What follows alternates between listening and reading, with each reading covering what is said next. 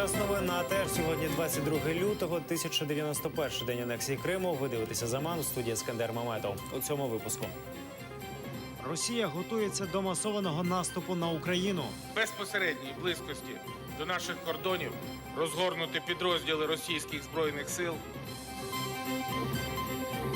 У Києві пройшов марш націоналістів.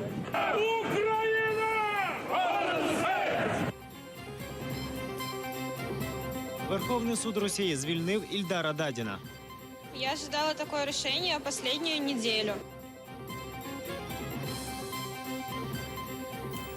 Українське МЗС закликає Росію припинити репресії проти кримських татар. Напередодні окупанти заарештували 10 осіб, які знімали на відео обшуки у Криму. Їм присудили по 5 діб адміністративного арешту за начебто несанкціонований масовий захід. Судові засідання у їхніх справах тривали до півночі. Дуже багато було арештів і обшуків вчора, сьогодні. Окупант посилює політичне переслідування наших громадян напередодні 26 лютого, Дня опору АРК російської окупації. Ми, безперечно, вважаємо, що це зухвале нехтування Російської Федерації норм міжнародного права. Навіть держава-окупант зобов'язана дотримуватися норм міжнародного права та права людини на півострові. Ми вимагаємо від Росії негайно звільнити всіх незаконно утримуваних громадян України і негайно припинити практику політичного переслідування наших співвітчизників.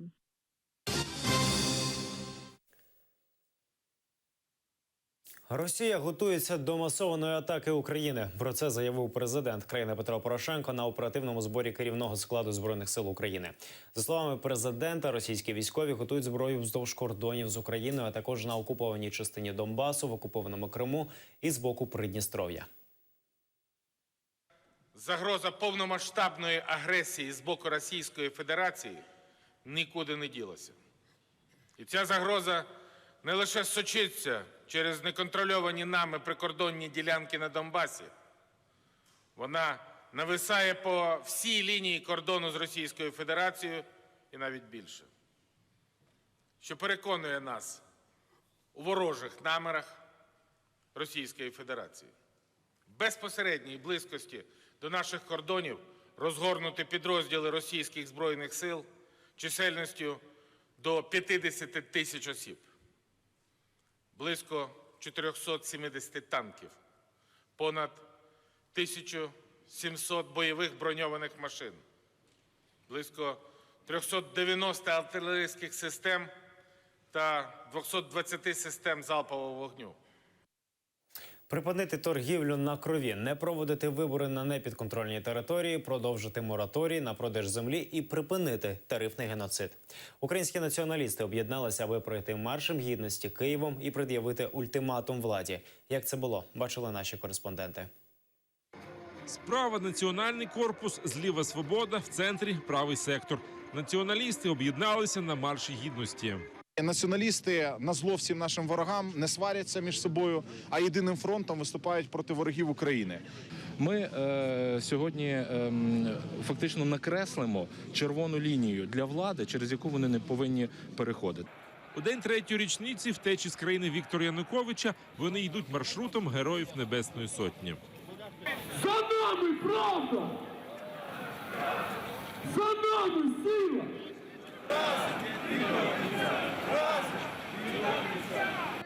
По Інститутській, через кріпосний провулок на Грушевського, повз портретів загиблих на Майдані. Україна!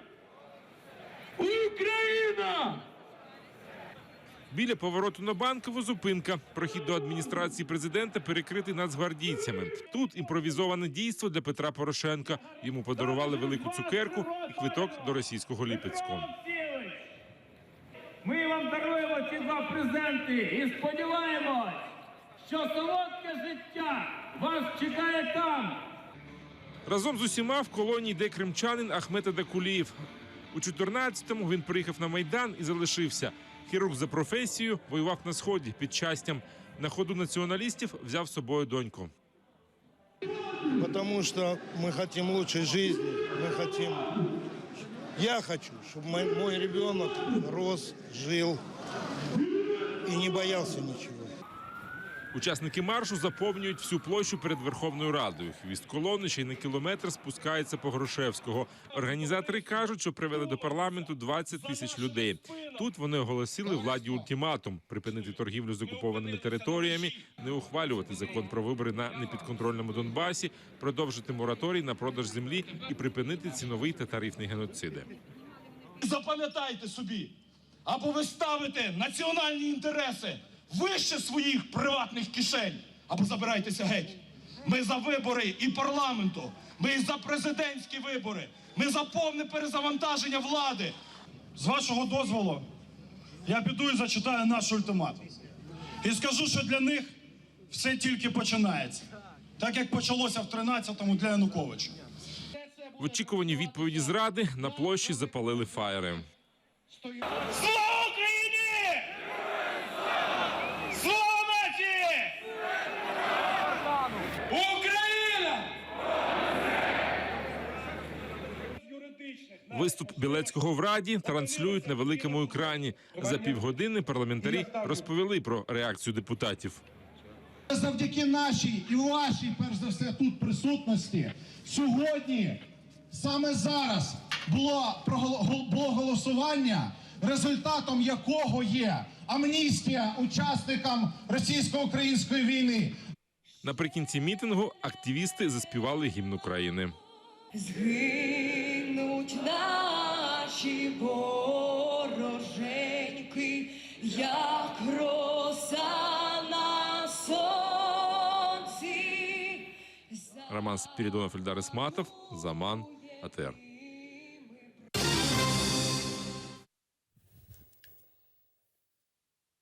Права кримських татар зазнають обмежень в окупованому Криму. Про це йдеться у щорічному звіті Amnesty International під назвою «Стан прав людини у світі». Заступника голови Меджлісу Ахтема Чийгоза правозахисники визнали в'язнем совісті. Звіт Міжнародної правозахисної організації охоплює 159 країн світу, в тому числі і Україну. Зокрема, Amnesty International відзначає, що обидві сторони конфлікту на українському сході минулого року надалі користувалися безкарністю попри скоєння воєнних злочинів, включно з тортурами. Міжнародна правозахисна організація також звернула увагу на незаконні затримання у 2016 році по обидва боки лінії зіткнення на Донбасі, а також на викорінення окупаційною владою Криму проукраїнських настроїв на півострові. В останні місяці кримські татари неодноразово зазнавали обмежень у праві на свободу думки і зібрань. Ми закликаємо усі сторони забезпечити дотримання прав людини у Криму. У збройному конфлікті в Україні Amnesty International за останні місяці виявила порушення прав людини з усіх сторін. До них належать викрадення, тортури та зникнення безвісти. Ми сподіваємося, що із зменшенням напруги у конфлікті ситуація зміниться на краще, а винних у порушеннях прав людини, скоєних у минулому, притягнуть до відповідальності. Amnesty International розкритикувала пакет Ярової в своєму щорічному звіті. Правозахисники заявили, що ці закони суперечать міжнародним зобов'язанням Росії в сфері прав людини. На їхню думку, російська влада надмірно часто користується антиекстремістським законодавством, тим самим порушуючи право на свободу вираження думок. У доповіді наголошується, що близько 90% вироків у справах про екстремізм ухвалюються через висловлювання і перепости у соцмережах. Правки, внесенные в антиэкстремистское законодательство, во многом противоречат тем обязательствам, которые на себя взяла Российская Федерация в рамках международного права. Таким образом, с нашей точки зрения, введение этого закона, этого пакета, так называемого пакета Яровой, это уже шаг в направлении нарушения тех обязательств, которые мы взяли на себя перед лицом мировой общественности. Верховний суд Росії вирішив звільнити Ільдара Дадіна. Президіум постановив припинити карну справу проти Дадіна та визнати право засудженого на реабілітацію. 10 лютого Конституційний суд Росії, розглянувши скаргу захисту Дадіна, ухвалив переглянути справу щодо опозиціонера і внести зміни до Карного кодексу. Статтю про неодноразові порушення на мітингах, по якій засудили Ільдара Дадіна на 2,5 роки, суд визнав законною, але тією, що вимагає допрацювань. Дружина Дадіна Анастасія Зотова розповіла, що очікувала такого рішення суду, але не знає, коли саме Ільдар вийде з виправної колонії у Барнаулі. Але сподівається, що вже наприкінці тижня. Ожидала такое решение последнюю неделю, потому что Конституционный суд, в общем-то, намекнул, что приговор Ильдару был незаконным, и его нужно отменить. Была жалоба подана тут же в Верховный суд, и тут же назначена дата заседания. Обычно назначают через месяц, через 3 месяца, а тут так быстро, но мы решили, что это очень хороший знак, и, в общем, так и оказалось. То есть даже прокурор сказал, что Ильдара нужно освободить и приговор отменить, и суд постановил сделать то же самое. Шум в международном сообществе как-то на это повлиял, потому что, посмотрите, Надежду Савченко посадили, после шума выпустили, Павленского пытались посадить, выпустили. И точно так же с Ильдаром, чтобы он не был как кость в горле, потому что Ильдар стал таким главным политическим заключенным, во всяком случае, за границей.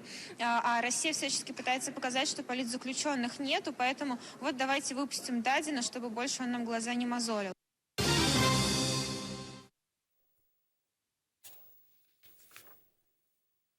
П'ятитисячний марш пройшов в Афінах. Люди протестують проти урядових реформ, узгоджених з міжнародними кредиторами.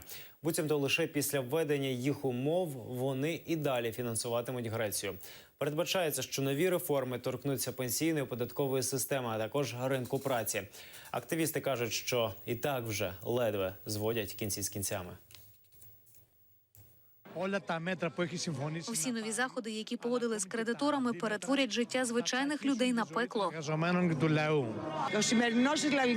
Люди мають зрозуміти, що треба об'єднатися та боротися, тому що саме на робочий клас накладеться найбільше проблем. Затягування оцінки може мати негативні наслідки для грецької економіки. Ми повинні за будь-яких умов і якнайшвидше завершити перемовини з кредиторами, що дасть надію людям та залучить закордонні інвестиції.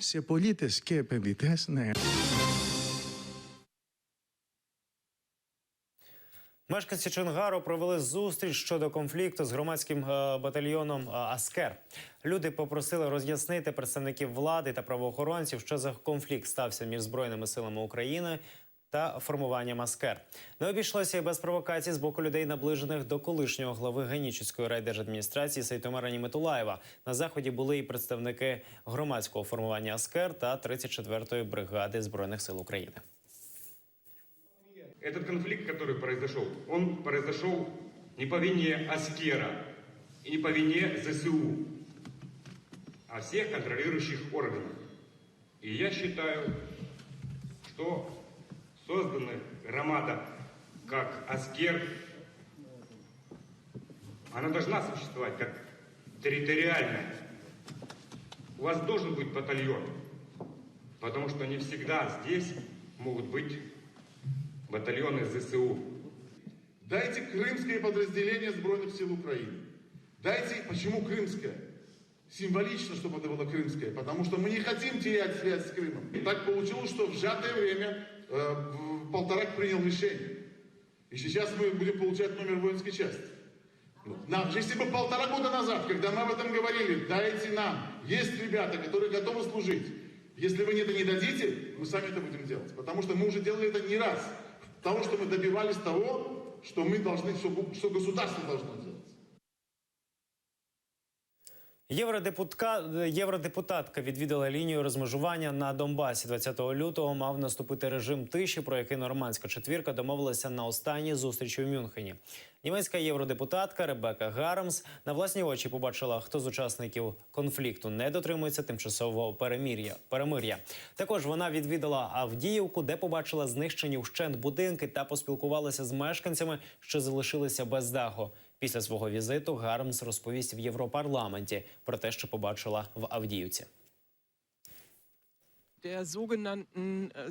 Сторона так званих сепаратистів, тобто сили, які підтримуються Росією, намагаються дедалі більше захопити території, які контролює Україна. Лінія розмежування, про яку домовилися ще в першому Мінську, сьогодні знаходиться на 2 кілометри далі від тієї лінії, де нині відбуваються бойові дії. Останні обстріли міста здійснювалися з танка. Було розрушено 8 квартир, вбито людину, були поранені. Квартира висить на волосочку, зміцнюють стіни. Будемо жити і сподіватися на краще. Пам'ять Тараса Шевченка планують вшанувати в окупованому Сімферополі. Засновники Українського культурного центру подали до окупаційної адміністрації міста повідомлення про проведення акції на честь дня народження Шевченка 9 березня. Протягом останніх 2 років окупаційна влада Криму забороняє офіційно проводити акції на честь українського поета. Після анексії Криму Росією щороку 9 березня в Сімферополі парк Шевченка традиційно оточений правоохоронцями. Думаю, что нам его откажут, чтобы нам ее согласовали, надо, чтобы произошло какое-то чудо. Но я думаю, что такого не будет. Мы это в прошлом году подавали, и на другие мероприятия подавали заявки. Не отказывают, ну, я понимаю, что после нашего митинга в 2015 году, где люди развернули флаг с надписью «Крым – Украина», я думаю, что они опасаются, что что-то подобное мы можем опять сделать. Мы сам митинг вообще как бы не планировали, а в наших разговорах, да, будет там краткие выступления, но в целом это будет такой небольшой акция по установке свечи, ну, возложение цветов. Співачка Джамала стала тріумфатором музичної премії «Юна-2017». Джамала стала переможецею у 3 номінаціях: найкраща соло-артистка, найкраща пісня за композицію 1944 та найкращий дует за пісню «Заманило» у спільному виконанні з гуртом Даха Браха. Однак співачка на церемонії нагородження не було, бо вона була на церемонії вручення Brit Awards. Пізніше вона записала відеозвернення, в якому подякувала за перемогу. Джамала, 19.